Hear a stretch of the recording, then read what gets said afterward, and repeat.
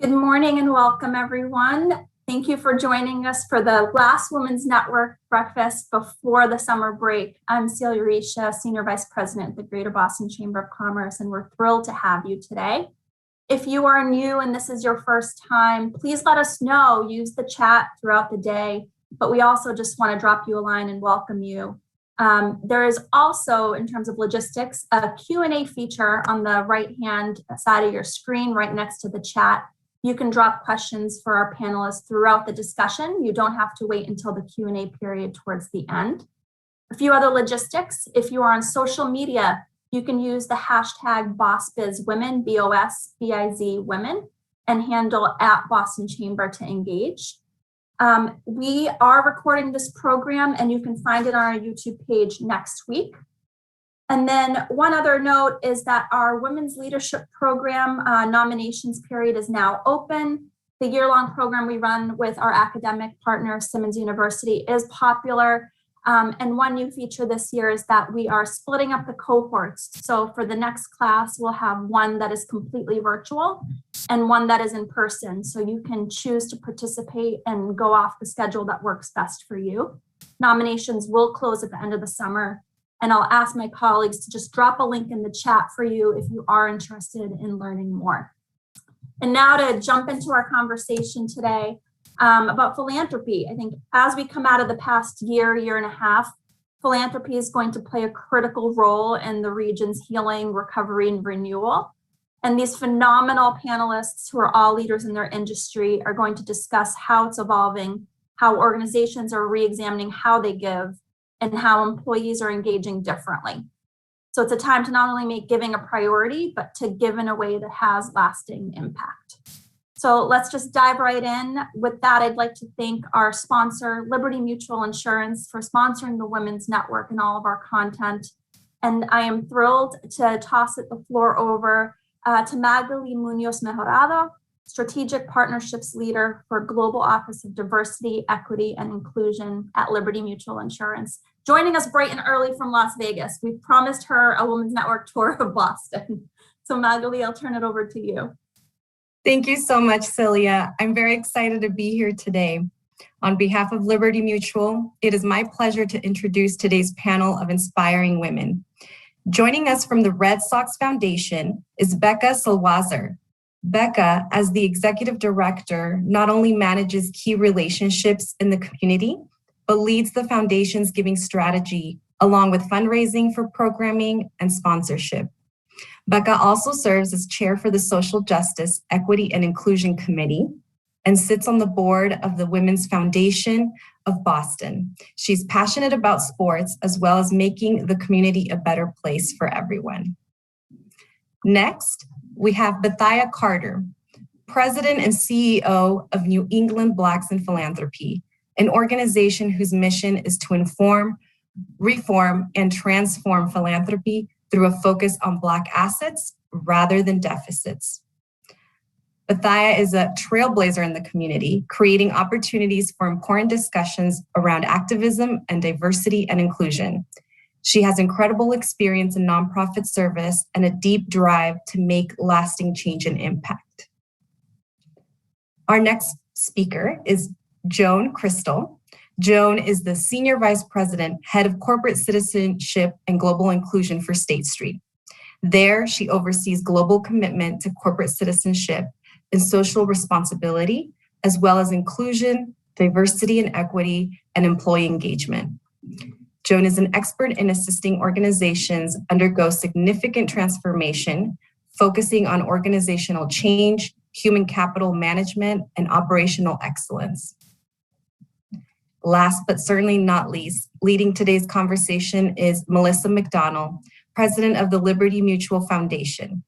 Melissa leads her team in the foundation, which has committed more than $250 million to over 1,300 organizations, and she continues to be a pioneer in the philanthropic landscape. Melissa is driven by beliefs in the potential of the private sector, acting jointly with the community at large to ignite social good. Welcome, all of the panelists. We are truly honored to have all of you here today, and I'm very much looking forward to the conversation. With that, I will turn it over to you, Melissa. Thank you so much, Magali. Really wonderful to see you, and welcome to Liberty. She is 5 weeks on the job. So welcome everyone. I'm super excited about this conversation and the opportunity to talk about the promise and the potential of philanthropy in healing our neighborhoods and our nation. As the end of the pandemic nears, at least in the United States, and as our nation awakens anew on issues of racial and social justice, I think all of us are reflecting on what impact we can have both as individuals and through our professional associations. I am super happy to be joined today by three really smart, thoughtful, and knowledgeable leaders for whom I hold tremendous respect and also consider good friends. And so I am looking forward to a really rich conversation. I want to start by talking a little bit about philanthropy and its role in society and what it means to each of you as you lead the organizations that you do. In my faith tradition, we have a verse that rings true to me. For where your treasure is, there your heart will be also. And I love the order of that because sometimes I think that is what philanthropy does. It has the capacity to be a catalyst, to make investments that open eyes and open hearts. And so I want to ask each of you what philanthropy means to you and your organization, particularly in this moment in time. And I'm going to start with you, Bethiah. Sure. I'm so delighted to be here with you. This is philanthropy, right? Where we are with each other.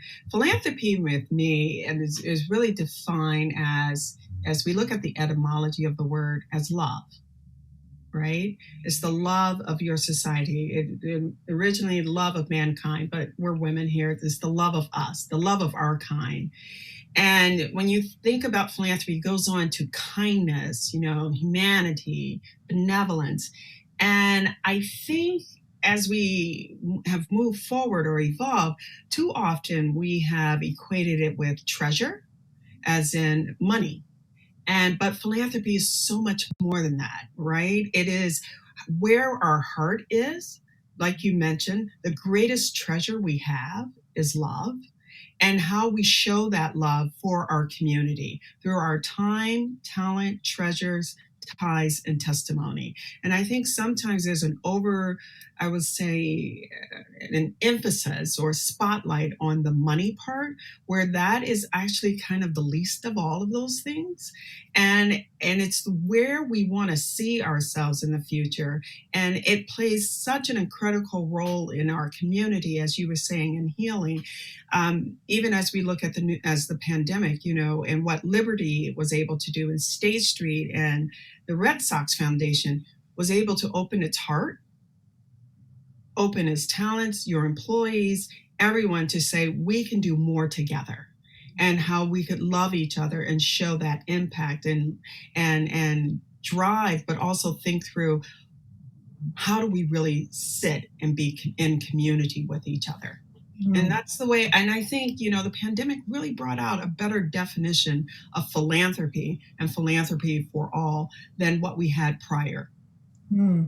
That's a great point, Bethiah, because that whole definition of philanthropy and what it means and how we're able to put the full strength of our organizations behind a greater good. And I certainly have seen that with the work that you have done, but also State Street and Red Sox Foundation. So I'd love to flip it over to you, Joan, and ask you, what philanthropy really means to you and to State Street at this moment in time. Yeah, thanks, Melissa, and thanks everyone for being here. It's a privilege to be here today. I think I think what the past year has taught me personally and taught us at State Street Foundation is just it's reinforced that philanthropy is more important than ever, and the critical role that it plays in strengthening our society. But at the same time, I think the past year has really shown us and shown me that philanthropy alone can't close the gaps that we see in society, and that we have to address these structural issues and systematic inequities in other ways as well, and not just through philanthropy. And that's not a new insight. It's something that we certainly know, but I think the last year has really reinforced the importance of philanthropy working in tandem with things like advocacy and policy making, and that's really going to be our best path forward to affect real lasting change, which of course is the goal of not only philanthropy, but all of this work that we're doing. So that's really what it's meant to me in this moment. Mm-hmm. And, these structural issues is certainly something that all of us have been looking at, and certainly the Red Sox Foundation, you all have, and you, Becca, through your leadership with the new Commonwealth Fund, have some great insight on this. I'm dying to hear what your thoughts are on philanthropy in this moment, and both, personally with all of your leadership, and also through the Red Sox Foundation. Sure, yeah. And again, I second everything that Bethiah and Joan said. Bethiah, I can't say it as eloquently as you. I'm sitting there like, I should be taking notes. Who can? I know, no one can, not me. So I think the only thing I'd hammer home is that for us specifically, being in the professional sports industry, it forced us to get extremely creative with, to Joan's point, the definition of philanthropy and leveraging every asset of kind of benefits and what could be considered supportive in the community. And so it's not money at the end of the day for us. There's literally hundreds of ways that we can leverage who we are, not the least of which is our brand as the Red Sox, to really uplift, empower, and engage and motivate nonprofits in ways that we have not been thinking of, right? So it just forced us to get outside the box a little bit. In a year when money was very difficult for us as a public charity, it forced us, like I said, to just leverage other things in a way that could still be as supportive as dollars to nonprofits out there that were still in need. And again, I think, when I, as a representation of the Red Sox and our ownership group, we feel very strongly we have a responsibility. So when I think of this word philanthropy, I also think of the responsibility we have as the Boston Red Sox, as a contributing member of this community. It's not just something that's nice to do, it's something that we need to do. And I think that's important when I personally think of philanthropy, and I know as a reflection of our ownership group that they feel strongly that it's a responsibility, not just something that it's nice to do. Mm-hmm. And, I was looking at a body of research last week that talked about, what organizations are most trusted in addressing racial and social justice. And right up there, number one, are sports organizations. And the Red Sox Foundation is one of the largest charities in the MLB. And you have such an interesting perspective, because every single dollar that you donate out, you are raising as well. So you must have seen so much on both sides, both on the raising funds and the distributing funds. I'd love to hear your perspective on some of these trends that you've seen, and also how the different ways you've been able to pivot. Of course, I've been, fangirling you a bit with some of the work that you've done with regard to, using the voice of the Red Sox in so many different ways. So I'd love to hear a little bit more about that. And I think our audience would too. Yeah. So most people don't know that we are a public charity. I think the common perception of us, because our name is Red Sox Foundation, is that we're a private foundation. But my job as executive director is to fundraise every single dollar, every single year. And so I am out there grinding with my development team to meet budget. And like most nonprofits last year and this year still, it has been so incredibly difficult. We have barely met about 50% of our typical budget. And so to your point, Melissa, everything we bring in, that fuels our giving. So whatever I can bring in, that defines how much I can give away. And so we've been challenged to do more with less in a year that there really was so much need all over the place. And so, you know, given the fact that we were able to establish the Emergency Hardship Fund very quickly at the beginning of the pandemic, which was a fund we seeded as the Red Sox Foundation, but then we leveraged all of our key stakeholders, our players, our owners, Red Sox Nation, and we were able to raise close to $750,000, which we then put in the fund and then distributed out via gift cards to individuals that were struggling with food security. And so that was just one quick way that we said, listen, we've got this cohort of people that want to support our brand and our work. Let's leverage them to support the community. So that was a really creative way that we were able to continue to make change, but in the face of challenge. You know, when I think about the fact that we didn't have any games with fans last year, generating revenue for us happens most often at games with fans. And as a public charity, you know, we did not know where our revenue was going to come from last year. And so we had to get extremely creative. Not sure if anybody saw, but we made cardboard cutouts the fake people's, you know, and we put them in the stands. We sold masks, we sold messages in the park. So we really pivoted quickly to get extremely creative on the fundraising side to make sure we were bringing in revenue that we could then literally turn around and disperse out into the community.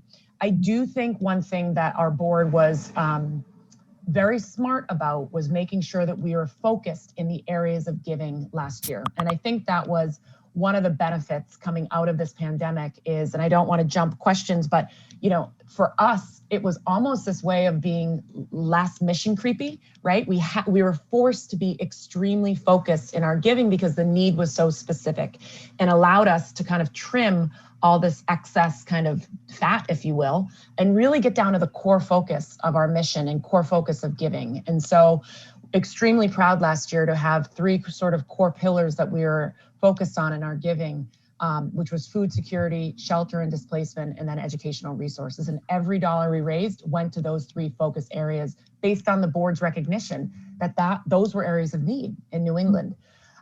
So anyway, I'm just being super long-winded, but hopefully I answered your question and happy to speak more to any of that.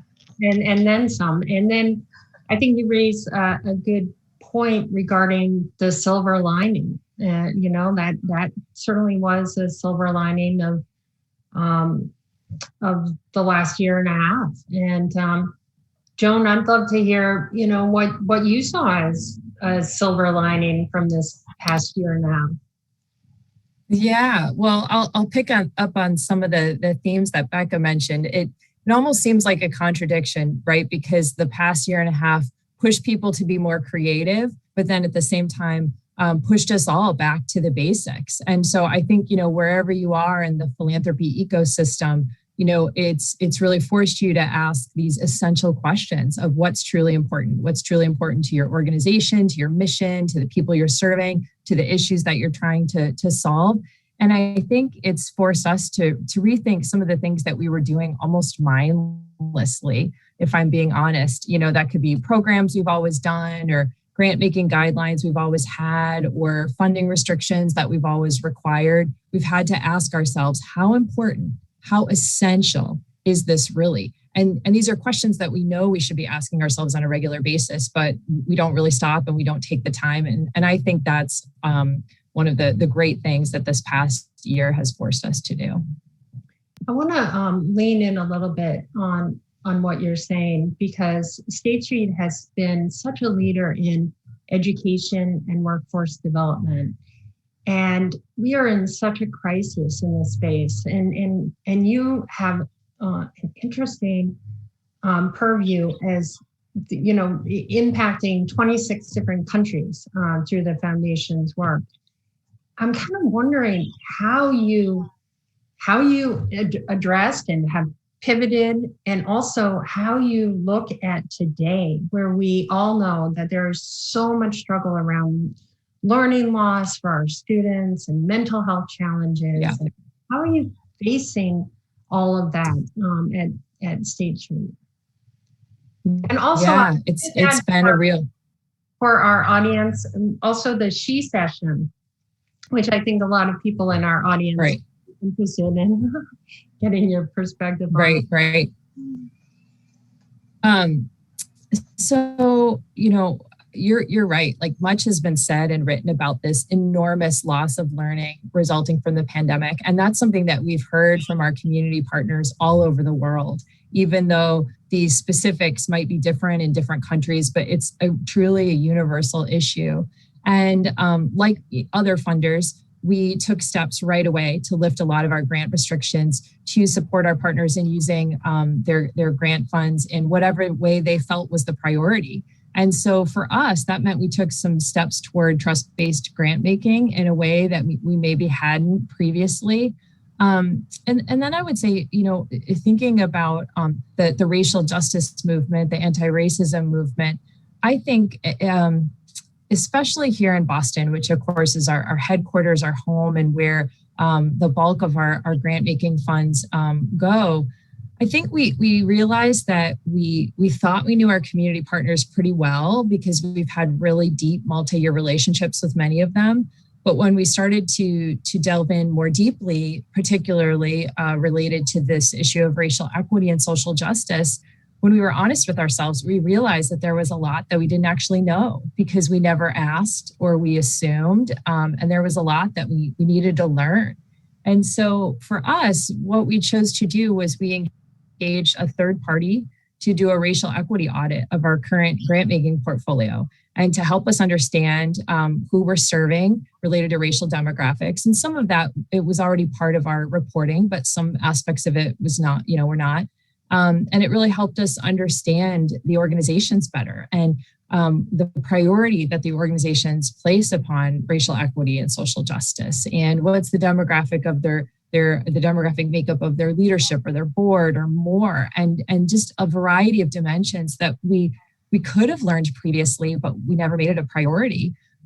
So that has been a really eye-opening effort for us. And then there was a second part to this work that the third party did for us, which was an environmental scan of who are some of the community organizations out there that are doing incredible work, but they're outside of the education field and workforce development field, so they wouldn't really be known to us, but they're doing incredible work related to racial equity. And that just hasn't been on our radar because we knew we didn't know what we didn't know. So we've really been taking our time going through the results of that work and learning from it. And all of that is really going to inform where we're heading as a foundation moving forward. And we're in the process of updating our grant making guidelines based on everything that we've learned through it. And it's been very eye-opening, to say the least, and really, really important for us. I loved your honesty and your humility, and just really applaud that. And, Bethiah, I want to ask you, where you have NEBIP has a mission of informing, reforming, and transforming philanthropy. And I think Joan has given us a really awesome example of that. But I want to know what are you experiencing? Have we transformed? Are we transforming philanthropy? And what's the work that has yet to be done? Those are really great questions. And I really applaud Joan for being just raw and honest. But these are many of the questions that people are asking themselves individually about their own philanthropic giving, and companies are asking the same. When we think about what has happened over the past 18 months, it really ripped the Band-Aid off of a gaping wound that has always been there. And even as I think about the beginning of our work, and State Street actually was one of our first supporters with George Russell. George Russell was very clear in his thoughts about what is the dynamic of not just race and ethnicity, but where's it we're trying to go. And I think that often, particularly in philanthropy, we're wrapped up in systems and an ecosystem that becomes an echo chamber that tells us we're doing the right thing.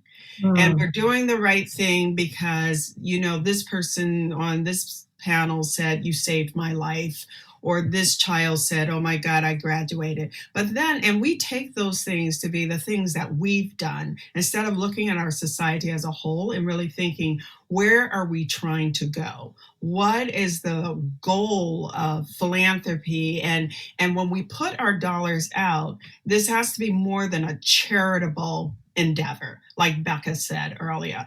You know, I think this pandemic really forced us to think through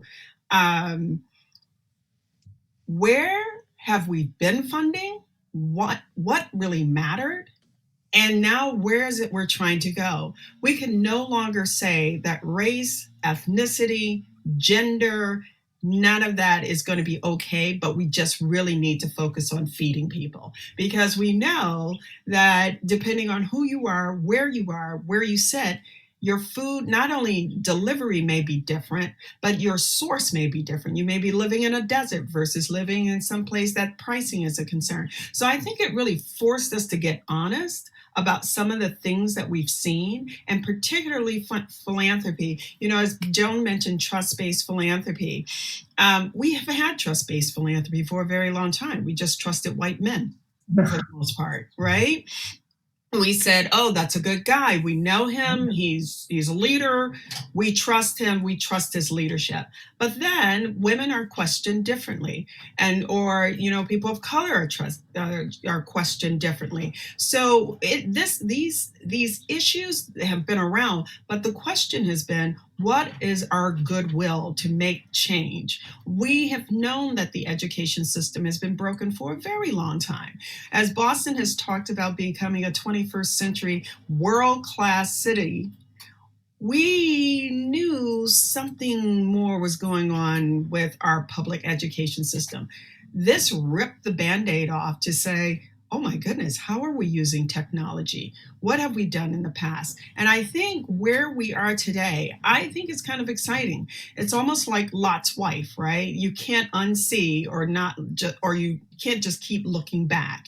You cannot unsee what you saw. We cannot say, does gender matter? Does race matter? Does zip code matter? We can no longer ask those questions because we know it matters. The question is, what are we willing to do? So that's where transformation comes in, right? That you've been informed. You've had the opportunity to look at the data. Do we have the goodwill to actually transform our neighborhoods to become the places and spaces, not that we definitely want to see, but we want to be in, that we want our children in? How do we make sure that every community is the community I want to live in, rather than saying, oh, I would live there, but better schools are here or better healthcare is there? How do we make that shift, that we're all coming again together to be transformational, but also use this as an opportunity to rewrite that script, to say, here's our future, and this is how we're going to do this together. I want to ask you to follow up on that. We've got a lot of people in the audience today, and people are coming at this conversation as individuals who care deeply about giving and about being philanthropists themselves. People who come from a corporate setting and are very interested in how their companies can do more, and we have leaders from the nonprofit community that are listening to this conversation. I want to ask you, this on an individual level, and this is for all of you, on an individual level. I'm sitting there listening, and I want to create change. I want to move this needle in this world. What can I do? This is a question we've been asking a lot of people. We're coming out with a new research in November, Giving Boston, where we have interviewed people. Becca knows, she's interviewed. Joan, watch out, we're coming to you. Coming to you next. So we're going to chat with you. But we've been asking people individually, first of all, how do you define philanthropy? The same question you asked us. And we are getting a myriad of answers, right? But I think there is this common thread of, I want to do better for my community, but I'm not sure how, right? Where's that open door? And then I think the other thing that we're hearing a lot from people, that they have heard a lot of information. They don't quite trust the information that they've received, but they want to figure out how they can be part of something bigger than themselves. And I think there's an opportunity, whether it's Becca and the Red Sox, whether it is the conversations that we have, couch conversations, whether it's, State Street supports so much. But there's a way that we can create a better groundswell and a better conversation that we can engage everyone in thinking through, where is our role in society? I think we've done a lot to push people away. We have told people, the corporations understand business and, let us think about this. The philanthropic sector really has the philanthropy key. Let them do that. And I think people don't really feel like they're involved in this philanthropic space. And I think there are more open doors that we can actually show people, even the chamber, and having this conversation on philanthropy, not on business, not on corporate philanthropy, but on philanthropy. This is the type of thing that we need. These are the places and spaces that people want to gather to think through their own giving, but also be an influence within their corporation. And also, this is a wonderful opportunity for people to lead from their own seat. The beauty of philanthropy is everyone can be a leader. Everyone can be a servant leader here. We don't often give people that opportunity. And so this, I think, is that beginning of that space. And we really do invite you to learn more about our work, but also this particular question of what we're hearing from donors. How do we also redefine philanthropy, that it sees us and we see them? How do we, and going back to that word of transforming, but how do we shift the paradigm that we're all a part of the solution rather than seeing parts of us as part of the problem?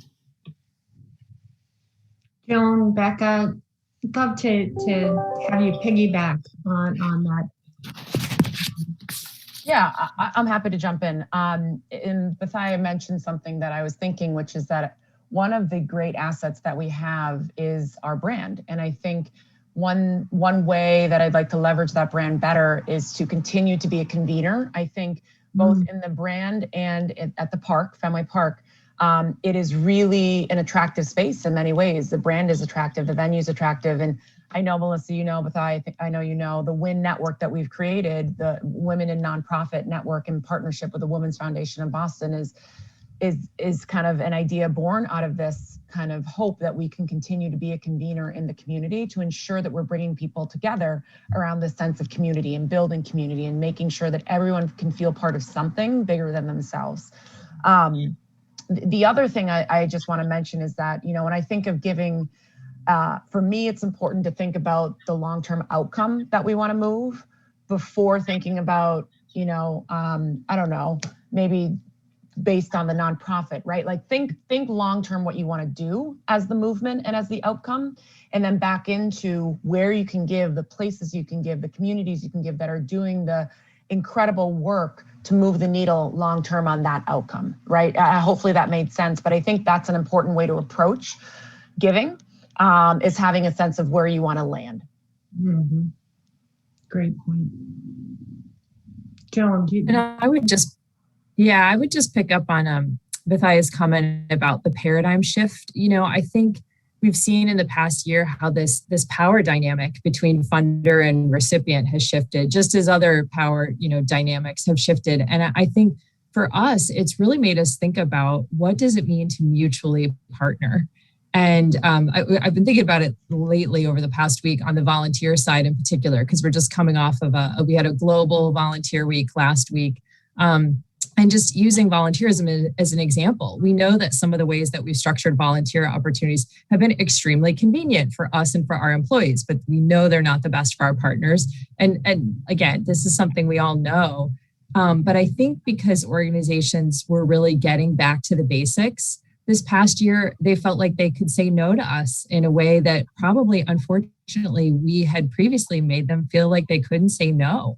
And so then it's just thinking about what kind of organization do we want to be? Do we want to be the kind of organization that creates space for people to, to push back, even though we're the ones funding them? And I think that's something that will really guide us moving forward. I realize there are some inherently unequal dynamics, there between funder and recipient and other, stakeholders in this whole ecosystem. And we need to acknowledge those dynamics for what they are. But just speaking as a funder, we can do better and we should do better. And we need to hold ourselves accountable to doing better. And we need to hold each other accountable to doing better. So I think that's another just really important part of the path forward for us. Yeah, it's interesting. Go ahead. Can I comment on that? I love that, Joan, creating space, right? Because that's what we often do not have for people to learn either more about philanthropy, whether it is for our grantees to really talk to us, and how do we create this sort of horizontal reciprocal that the giver is just as important as the receiver, and the receiver is just as important as the giver. And, Becca has done some amazing work in partnerships and opening her space to nonprofits and State Street and your volunteerism. But how that often that paradigm shift is also seen as, oh, look what I'm doing for you. Mm-hmm.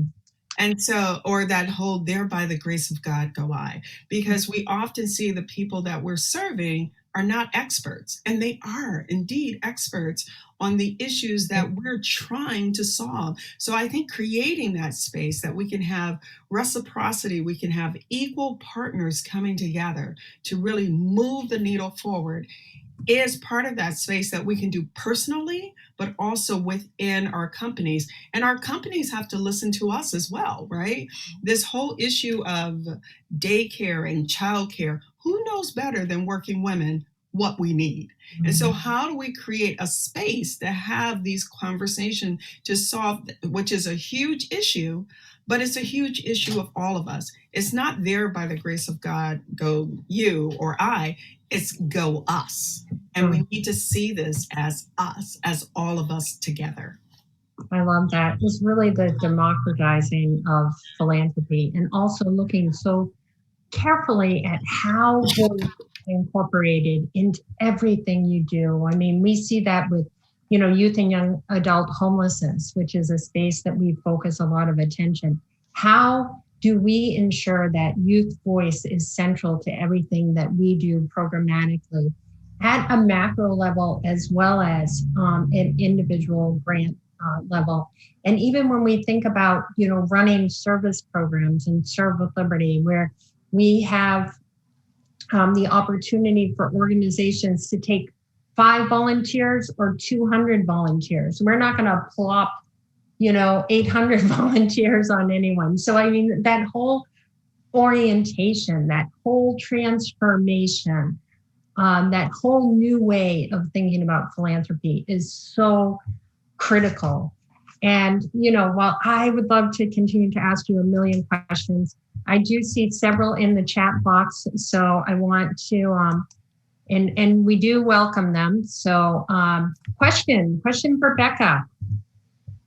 Do you think the new Commonwealth Fund began a trend, and do you expect more individuals to come together to have more of a direct impact on where funding goes? And maybe you'll just give a little bit of background on the new Commonwealth Fund for our friends who are on this call who may not be as familiar. Of course, yeah. Thank you for the question. So the new Commonwealth Fund, which is actually short for the New Commonwealth Racial Equity and Social Justice Fund, I think I got that right. It's a group of 19 Black and Brown executives that came together, a year ago now, in response to I think the catalyst was the George Floyd murder, among many others. And I think, I got a phone call from Damian Wilmot, and when he calls, you answer and you say yes, no matter what he says. And, he asked me if I wanted to be part of this cohort of individuals coming together to leverage their talent, their wisdom, their assets, and their companies to form a fund with a goal of $100 million, and that we would be managing to then disperse out to Black and Brown communities and Black and Brown individuals and organizations. And so for me, it was this incredible opportunity to approach philanthropy differently. To Bethiah's point earlier, most funds, foundations, organizations, board of directors, there's a lot of white men. And that's historically how it's been. And I think to shake the system up and have a group of folks that look like the recipients is very novel, unfortunately, in this space. And so it's an incredible board and group of folks. And I think at the heart of what we're doing, the heart of our giving, is this idea of trust-based philanthropy and unrestricted giving, knowing that we want to put the power in the hands of the recipient, and we trust in them to make the best decisions for themselves, their organizations, and the people they serve. And so that's really core to our mission and to our giving. And I've already forgotten what the question is. Oh, it's a trend. Yes, it's a trend. So we have already gotten calls from organizations and people across the country, actually, asking about how we started, what did we do, what was kind of the starting process. And so I do think this will hopefully continue to set trend across the country for funds to be created that are led by Black and Brown individuals or BIPOC individuals, supporting those that look like them in communities of color. And so, very excited about our growth and expansion. We are still soliciting for funds right now. I think we're just over 25 million raised. And so we're getting there, but we have a long ways to go, and certainly need, again, the corporate community to achieve that goal. So hopefully that was a good answer. That's great. Bethiah, would you like to add to that? Yeah, I'm so super excited about the new Commonwealth Fund and the work that Damien is doing, but I do want to talk to the trend part. I don't know if it's a trend or an awakening, right? Because I think we've had groups come together to do this in the past. Paulie just started a new Asian fund that's at the Boston Foundation. There's a Latino Legacy Fund. And we have been doing this work called Giving Black across the United States. And as a result of I think it's a result of also not only the pandemic, but the times. People have changed, their thoughts have changed. We've always had an Irish fund. We've always had a Greek fund. We've always had the Jewish Federation, right? And so I think as these affinity groups are coming into their own, they're saying, hey, there's more collective good that we can do. And I think particularly for people who have felt excluded from philanthropy, there's the Boston Women's Fund. There's the Women's Fund Foundation of Boston. These affinity groups are coming together to help democratize philanthropy. We've seen a new group in Cincinnati that came out of our Giving Black work, one that's also in Richmond, Virginia, that created a new Amagla fund. We're seeing the same thing in Hampton Roads. And I think as we seek to increase this democratization and bring in voices, people want to bring people with them. So it's not necessarily a bad thing. Actually, I see it as a great thing, because we're hopefully expanding the pot that everyone can find a way in philanthropy, rather than going through the same old traditional doors that you may or may not be welcomed. I see a few questions here that have to do with this trust-based philanthropy. Let me throw out the first one. Do you think that some of the restrictions that were minimized due to the pandemic will continue? Do you think donors and foundations will focus more on results and impact versus initiatives and processes when giving? And this kind of piggybacks with the next question, so I'll put them together for the panelists. Do you plan to bring back pre-COVID grant guidelines, or to continue with the trust-based grant-making model? So I'll throw that out to anyone on the panel. I'll be happy to start with that. Others chime in. So I would say, just speaking for us at State Street, I would be heartbroken if we just went back to our old grant making guidelines. I think that would be the worst thing that we could do. And so I think it would feel so regressive to me. And so I don't know where exactly updating our grant making guidelines is going to take us. As I said, we're taking in everything from the racial equity audit, all the things that we've learned from lifting restrictions and the conversations and the feedback we've gotten from our partners. So I think we're going to have something new, with our impact framework, our grant making guidelines, our application, all of those things, all getting updated. So we're really challenging ourselves to do that. Does it mean like every specific thing that we changed or lifted during the pandemic will stay? Probably not. But I think this is the direction that we're heading as we're constantly learning new things. We'll update our grant making guidelines later this year and issue them. And then we're going to get more feedback and learn things that we missed and things that we need to change. So I see it as kind of a constantly evolving process. And Becca? Yeah, I think for us, we're sort of unique in that, we've got to balance this idea of trying to support the hundreds of nonprofits that apply for funding while trying to follow a model that's going narrow and deep and really making impact against long-term outcomes. Mm-hmm. And so it's sort of a balance. And while we were able to have some sort of attrition to kind of the fluff on the outsides and really get focused last year with our giving, I do think just given we are the Boston Red Sox, we support our Red Sox Nation is all over New England. They do so much good across New England, and we want to try to be supportive of as many people as possible. Long-winded way of saying, I think we're going to do a little bit of both, right? I do think, we get requests for events all the time, so we're going to continue to do things like that, but we will certainly continue to provide unrestricted programmatic gifts and unrestricted gifts to nonprofits while sort of staying in the other lanes of trying to satisfy the hundreds and thousands of requests that we get. But again, back to one of my original points, I think what's beautiful about our model is that we can leverage so many other assets to support requests. It could be autographed merch, it could be player appearances, it could be a player spot, it could be a tour in the park, it could be, so it could be so many things. And so we're just getting a little bit more innovative with the ways that we can continue to say yes while still making an impact. Becca, I think you raise a really good point. I think trust-based was really, even let's start where we started going down this rabbit hole of programmatic. It was really focused on outcomes. I don't know what you're doing. Many people were giving from the business sector, and they wanted to hear, what are the outcomes? What's your long-term, short-term? Where are you going?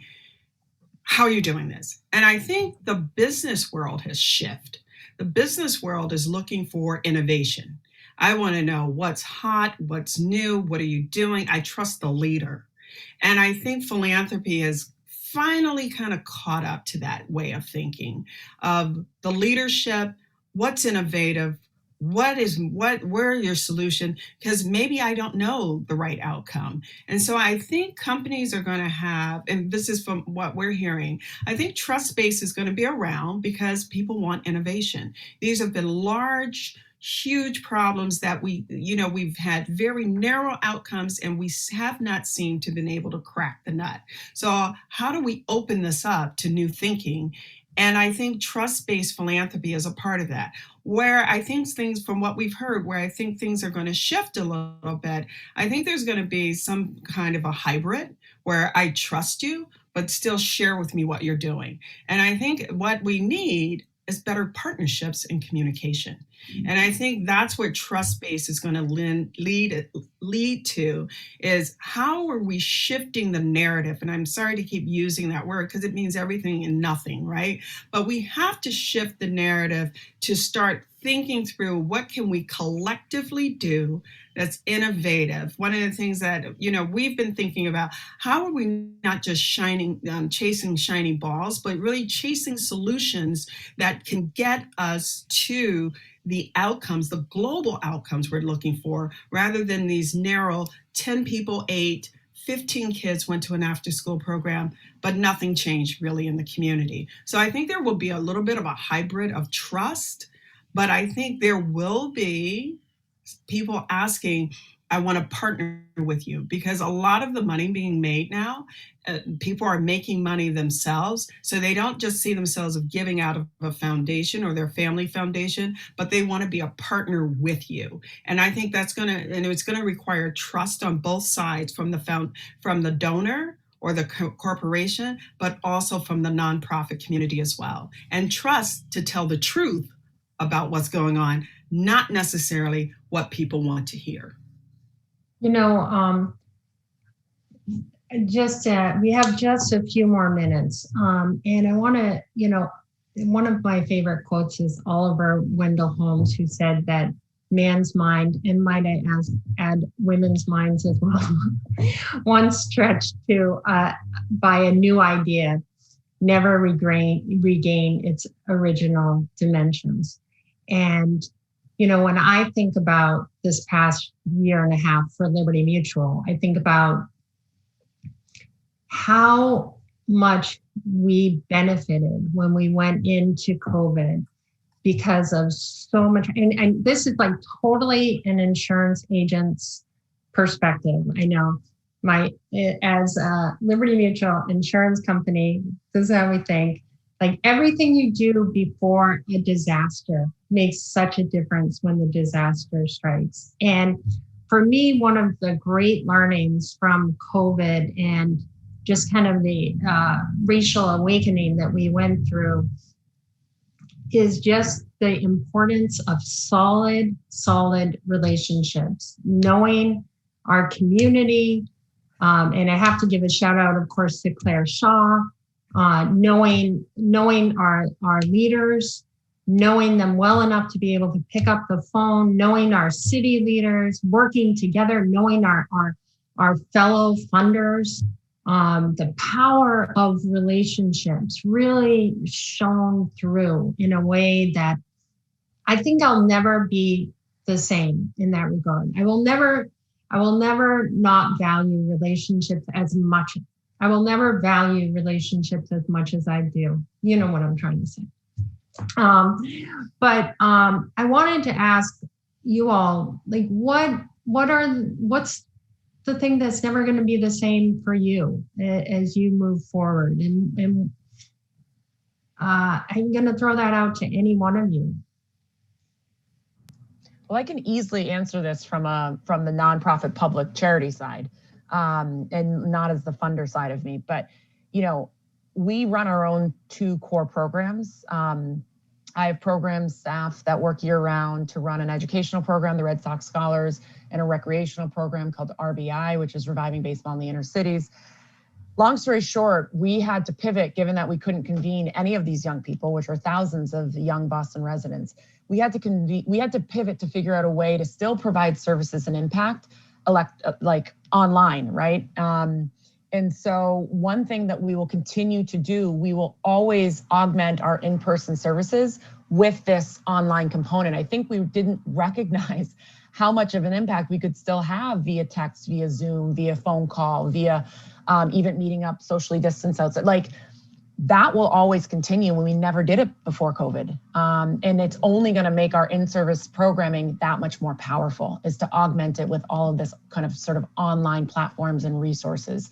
And we moved everything, like all of it sounds archaic that we weren't doing it before, but just like the registrations and the checking in, like we created all these portals and opportunities for folks to go online and do everything that they had to do either on paper or somewhere else before. And of course, we wanted to make sure that anybody that had challenges with hardware, software, we provided all that. That was one of the other beautiful ways that we leveraged our partnerships and sponsors, is we were able to get hardware, computers, and internet services where necessary with some of our team sponsors to make sure that our young people could do all of the things online at home all the time. So that's one thing that will never change for us, is this new kind of line of online services complementing our in-person program. Joan or Bethiah, is there anything that sticks out to you that will never be the same?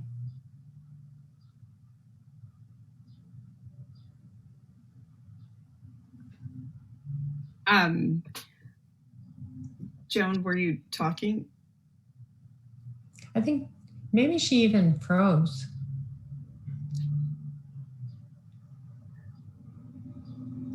You can go ahead.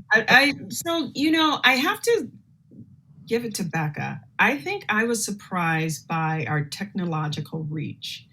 And the fact that I felt like we were thinking small, right? We thought we were having nice little programs, and we realized that our reach was larger than we actually knew. And because of that, it has actually changed the way that we're conversing with the community. So much so that even our Giving Boston report, we have been focused on Black philanthropy for a very long time and going into various cities throughout New England, if not the country, really focusing on Black philanthropy. This new work that we're doing, Giving Boston, a comparative analysis between Black, Latino, Asian, and white giving, has been fascinating. Fascinating, like ripping the like it's not even the band-aid, it's like ripping the face off of all of these assumptions, right, that we have about each other and where we sit and what we can do. And it has been, I was saying to my husband this morning, it has absolutely been stunning.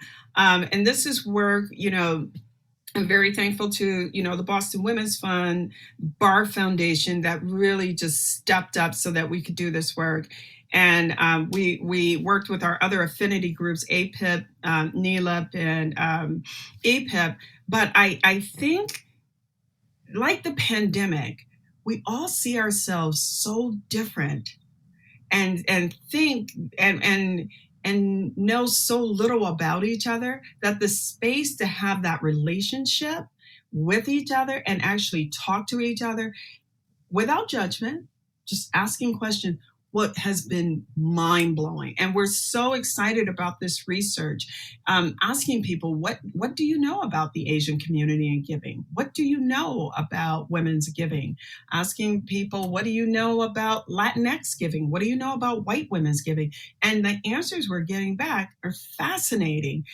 So I think that's something that I can not unsee, is the relationship part and what's missing in our relationships. And it has changed our work and really thinking about how can we be more centered in the space of racial equity, and what is racial equity for everyone, including white people. Where do you sit in racial equity? And asking those questions explicitly so that we can all move together forward in a positive way, rather than some of us moving and others remaining behind. Great. And Joan, were you trying to say something? Yeah, sorry. I think my screen froze earlier. Yeah, so Melissa, to your question of what's the thing that's never going to be the same, I would echo what both Becca and Bethiah said. Some of this just going virtual, there are things that we're never going to go back to the way that we did it before. We don't want to go back. And then I think also on this topic about partnering and what true partnering looks like, and the power dynamic, and how that shifted. I don't think we want to go back to those old inequities. And we wanted to really think about relationships in a new way and recognize that, work can't happen without the funder, but work can't happen without the grant recipient or the nonprofit, or, let alone anyone else in the whole ecosystem. And I think that's going to be critical if we're going to really sustain the momentum that we have around racial equity. We can't go back to the old ways of that power dynamic. So I think that's really changed for us. This conversation has been really evocative and interesting, and I think it's shed so much light on the last year and a half and where we go from here. And I'd also say it's just really hopeful. And I just want to thank you all for your leadership in so many ways. And thank you as we move forward and we do this together. It's exciting that we have such deep commitment in such important roles. And with that, I think I'll give you a virtual round of applause, and I'll turn it back over to you, Celia. Great. Thank you, Melissa. Thank you all for giving your time and your love to bring it back full circle to what Bethiah was saying in the beginning to us today. We will follow up with resources. We know it's a very popular conversation. Thank you to Liberty Mutual for sponsoring and partnering with us. Definitely a phrase we're all hearing more and more, not just in grant making space, but in the sponsorship space too. And then for those of you who are not quite sick of Zoom meetings yet, tomorrow at 10 a.m., we have a government affairs forum with Boston Mayor Kim Janey with her first address to the business community. So we hope to see you there. And with that, enjoy your summer, have some time off, some beach time. Thank you all again for joining us today. Have a good one.